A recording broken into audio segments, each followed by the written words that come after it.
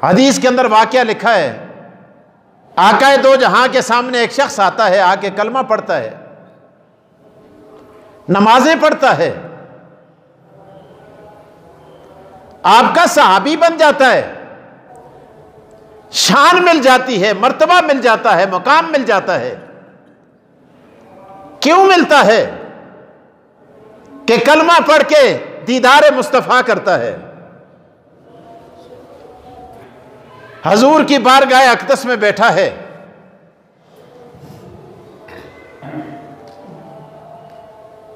आपने फरमाया आज मेरा जी ये चाहता है कि मैं तुझे अपने बचपन के वाकयात सुनाऊं, कि मैं ताइफ की वादियों में किस अंदाज में बकरियां चराया करता था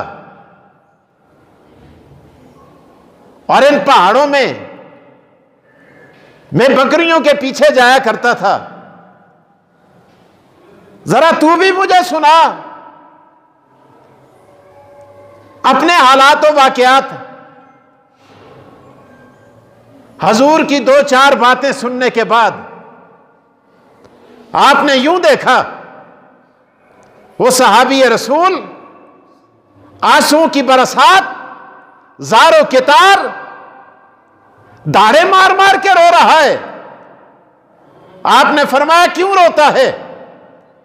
अर्ज किया या रसूल अल्लाह, आपके आने से पहले, आपके तशरीफ लाने से पहले, आपका कलमा पढ़ने से पहले हम इतने सफाक थे, इतने दरिंदे थे, इतने जानवर थे कि अपनी औलाद को जिंदा दरगोर किया करते थे, अपनी बेटियों को जमीन में गाड़ दिया करते थे।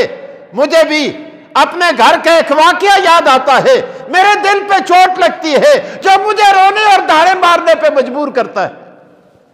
हजूर अक़दस सल्लल्लाहु अलैहि वसल्लम ने इरशाद फरमाया, हदीस है आका की, आपने फरमाया बता तो सही कि वो वाकया क्या है। अर्ज किया या रसूल अल्लाह, अभी मैंने कलमा नहीं पढ़ा था, मुसलमान नहीं हुआ था, आपका दीवाना परवाना मस्ताना नहीं बना था, आपकी सोबत मुझे मुयस्सर नहीं आई थी। मैं तजारत की गरज से घर से बाहर जाने लगा। मैंने बीवी से कह दिया, अगर तेरी गोद में बच्चा पैदा हुआ, इस बच्चे को संभाल के रखना, इसका ख्याल करना, इसकी हिफाजत करना, इसकी खुराक का, दूध का इंतजाम करना। अगर बच्ची पैदा हुई, पैदा होते ही मेरे घर के अंदर ज्यादा न रखना, इसे फौरन जिंदा जमीन के सुपुर्द करके जमीन में गाड़ देना। या रसूलल्लाह, मेरे घर में बच्चा पैदा नहीं हुआ, मेरे घर में बच्ची पैदा हो गई। अरबों में, कुरैशियों में बच्ची की पैदाइश क़यामत सुगरा से कम नहीं होती थी, हजूर की आमद से कबल। आज हमारे यहां भी यही होता है। अस्तेकार भी कहते बच्ची पैदा हुआ ना, मौत पे जुल्दी है, मुंह लमक के दे। और फिर जिस मां की गोद में बच्ची आती है, उस मां को ताने दिए जाते हैं। अर्ज करने का मकसद यह है, अरबों में बच्ची की पैदाइश होती, मौत पड़ जाती उन पर, क़यामत बपा हो जाती उनके लिए। तो वो सहाबी अर्ज करते हैं, या रसूल अल्लाह, अल्लाह के रसूल, अल्लाह का करना ऐसा हुआ, मेरे घर में बेटे की पैदाइश के बजाय बेटी पैदा हो गई। अल्लाह अल्लाह, मां का दिल बड़ा नरम होता है औलाद के लिए। मां अपने आप पर तकलीफ से लेती है, अपने आप को आग में झोंक लेती है, लेकिन अपनी औलाद के लिए तकलीफ बर्दाश्त नहीं करती। अल्लाह के रसूल, अल्लाह के रसूल मेरी बीवी इधर मेरी वसीयत को देखती है कि बाप, बेटी का बाप ये कह के गया है कि बेटी के पैदा होते ही जिंदा दरगोर कर देना, उधर ममता उसको ऐसे जिंदा दरगोर करने की इजाजत नहीं देती। या रसूलल्लाह, अल्लाह के रसूल मेरी बीवी ने मेरी बच्ची की मां ने बच्ची को अपने पड़ोसियों के घर में रखा, उसको खुफिया तरीके से पाला, खुफिया तरीके से उसकी परवरिश करती रही। चलो मैं दरगोर नहीं कर सकती, आगे देखी जाएगी क्या होता है इसके साथ। या रसूलल्लाह, मैं वापस आया, मैंने घर में आकर पूछा कि बता क्या खबर है। मेरी बीवी ने कहा कि मेरे सरताज, तेरे घर में बच्ची पैदा हुई थी, पैदा होते ही हमने जिंदा दरगोर कर दी है। हुजूर अलैहिस्सलाम खामोश हैं। हदीस है, अल्लाह के रसूल इतने में देखा कि एक छोटी सी बच्ची हमारे घर में आई, हमारे आंगन में खेल रही है, मासूम अदाएं, मासूम किस्म की बातें कर रही है। मेरे शोहर ने यूं देखा, देखने के बाद कहने लगा, काश, हाय अफसोस, आज हमारी भी बच्ची होती, वो भी हमारे आंगन की रौनक होती, हमारे घर की रौनक होती, हमारे घर का शुगल होता, आज वो भी प्यारी प्यारी बातें करती। बीवी कहती है, मैं उसका काश देखकर, उसका अफसोस देखकर, उसका तासब देखकर मैं ये समझी कि अब ये इसको कुछ नहीं कहेगा।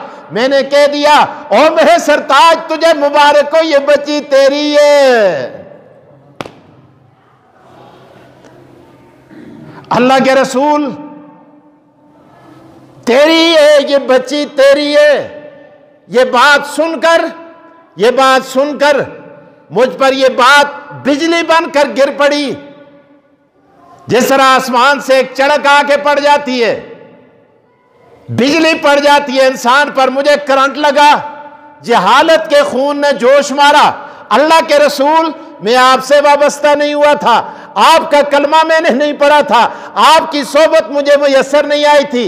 मैंने कुदाल भी लिया, मैंने अपनी बच्ची से कहा, बेटा आओ, आज जरा ताइफ की वादियों में सैर करने के लिए जा रहे हैं, मैं तुझे घुमाने के लिए ले जा रहा हूं। मेरी बीवी ने बच्ची को नहलाया, कपड़े पहनाए, उसके बालों में कंघी की, मैंने उसको उंगली से लगाया, मैंने साथ जमीन खोदने का सामान भी लिया।